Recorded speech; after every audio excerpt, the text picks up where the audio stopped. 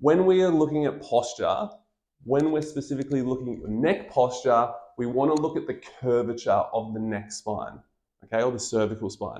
And the main reason for that is if your neck curve is 20 degrees or less, so that's basically when it's going forward, you're more likely to have neck symptoms in that area.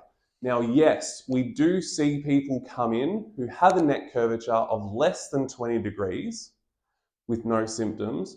But what we find is if they stay there long term, they're more likely to get symptoms in that neck area, whether it's localized neck pain up into the upper back and shoulders, or sometimes even headaches. Now, there's research that suggests if you get that neck curve to between 31 degrees and 40 degrees, you're less likely to have symptoms in those areas. So from a clinical point of view, when I'm talking to a physio or a GP, whilst we want the pain to reduce, we actually want to work to get that curve back to above 31 degrees, if not even further towards 40 degrees, because this is where they're going to be less likely to get those neck-associated symptoms. Other areas of posture that I talk to physios about is also the low back. So when we're looking at your low back, we're essentially looking at the lumbar lordosis, okay, and how that relates to the thoracic kyphosis.